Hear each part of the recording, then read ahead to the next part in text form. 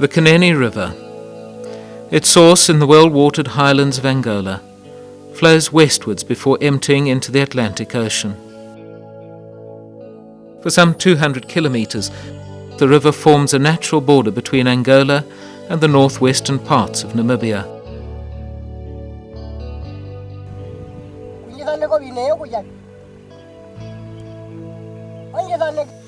The area to the south of the river is known as the Kaokaveld, an area sparsely populated by some 6,000 Over-Himba who are descendants of the Herero.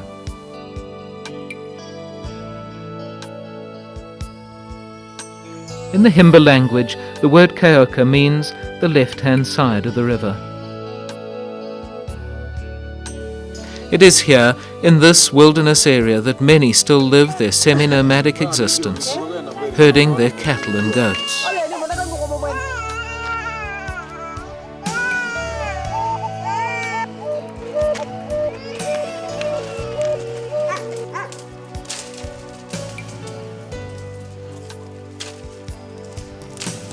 Depending on the time of the year, they move their herds from one source of water to another.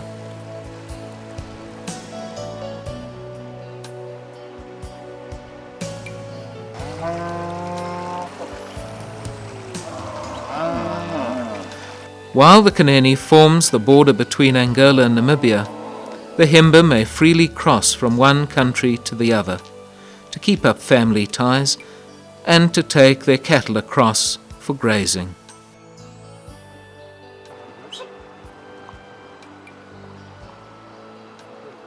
Clothing, hairstyle and jewelry are all of particular significance to the Himba culture and tradition.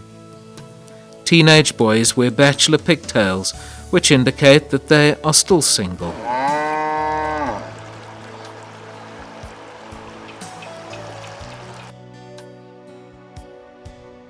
Young girls wear their hair in two thick braids that drape over their faces. Even from an early age, the children are adorned in the traditional way. And every morning the striking Himba women take several hours to complete their beauty routine. The entire body is rubbed with a mixture of rancid butterfat and ochre powder, which gives their skin that distinctive, intense reddish shine that is so admired.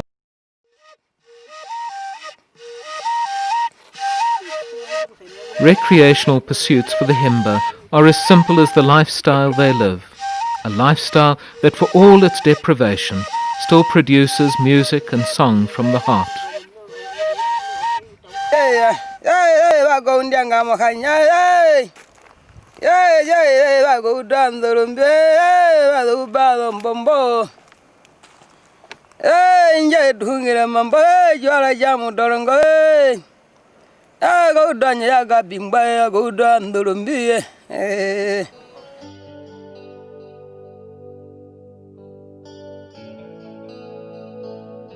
Cattle are a sign of wealth, and when a rich man or headman dies, his family often slaughter dozens of his strongest animals, and their skulls are used to decorate the man's grave as a sign of his status.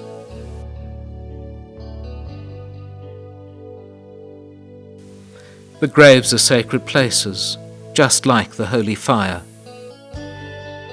The holy fire is often just a smouldering log. Strangers cannot walk between the fire and the headman's hut without first asking permission.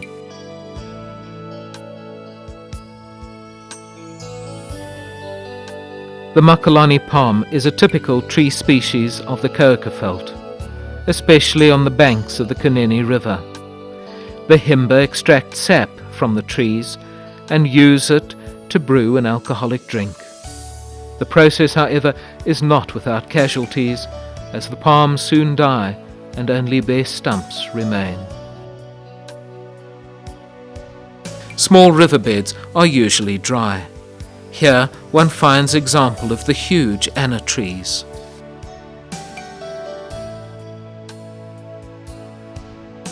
In the more arid regions, vegetation is sparse. But in the spring, some plants display the most beautiful of flowers.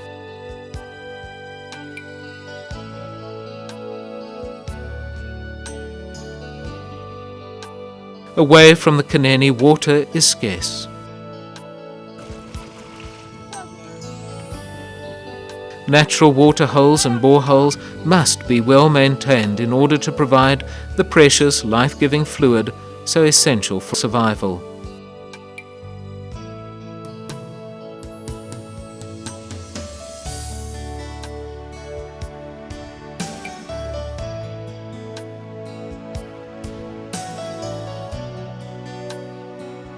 Large tracts of the Koukerveld are still unexplored and undeveloped, but the region now finds itself on the brink of an era of unprecedented change, as modern and numerous four-wheel drive vehicles have made access to the area possible.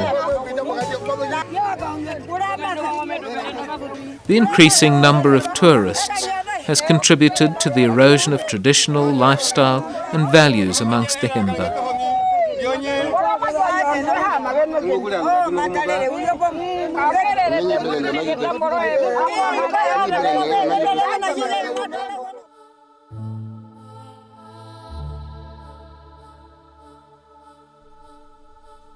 The Koukerveld is now a haven for four-wheel drive enthusiasts, nature lovers, and those who enjoy camping out under the open sky and in comparatively unspoilt wilderness.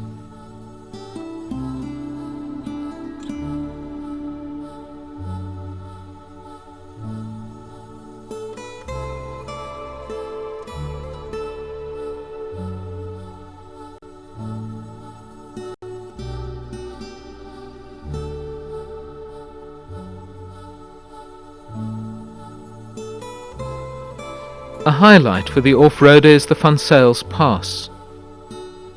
Approaching it from the east, one has to negotiate some 30 kilometers of rough road.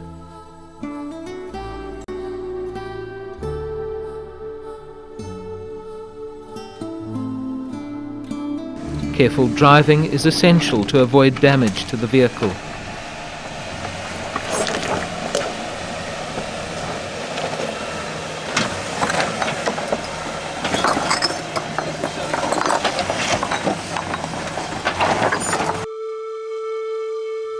At the top of the pass, the strain of driving is rewarded with an overwhelming view over the Marienfluss Valley.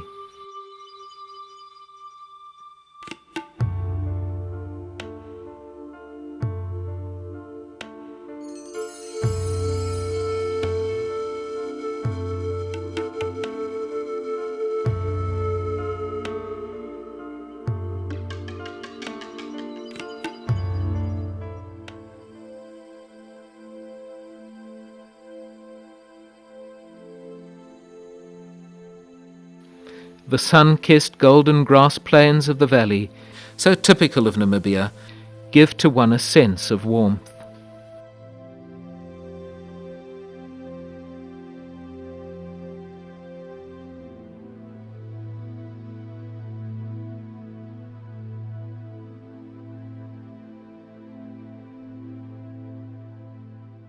Here you will also find the so-called fairy circles. Circular patches without any vegetation at all. There are several unproven theories that have been offered to explain these circles, but some who are not convinced are happy to give the credit to the fairies.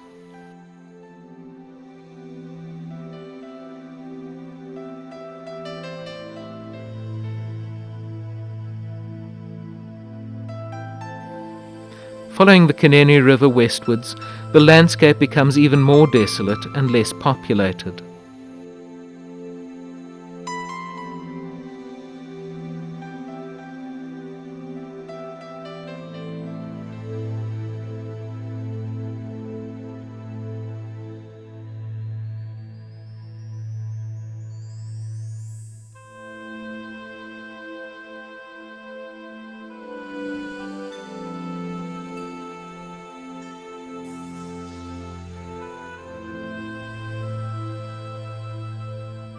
Magnificent as it is, the area can be harsh, but life still exists. Plants and animals, small and large, have adapted to the conditions and do survive.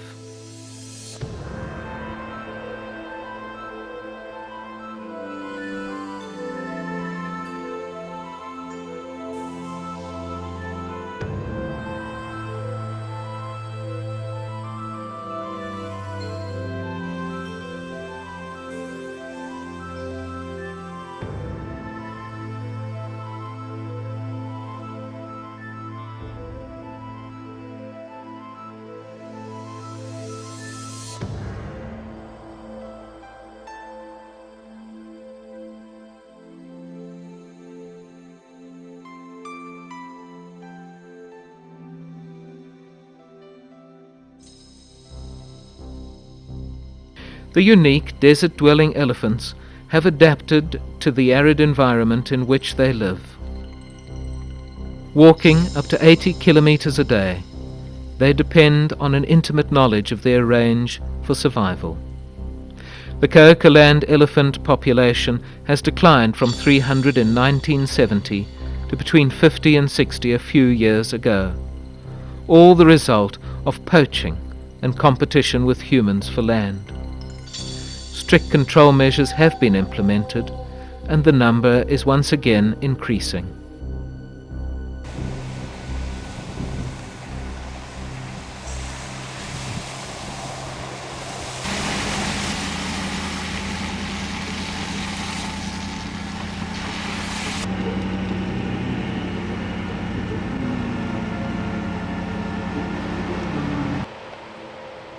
One is drawn back to the river, where the Apupa Falls attract tourists from far and wide.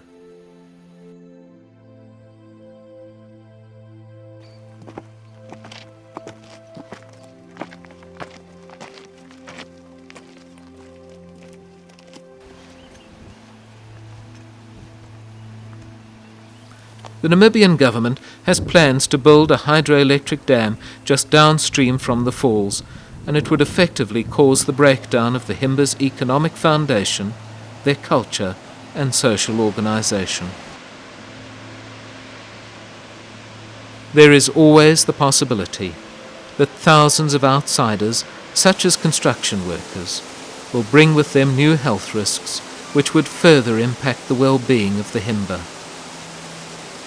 Their religious practices would be directly affected.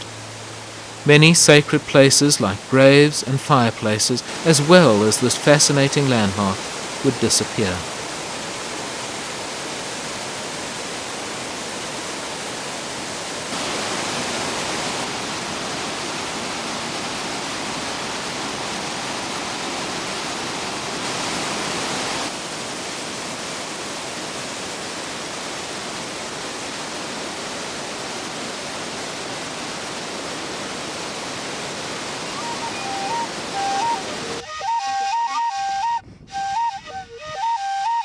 Many hope that these plans never become reality, so that the left-hand side of the river is given a chance to remain the last pristine wilderness of Namibia.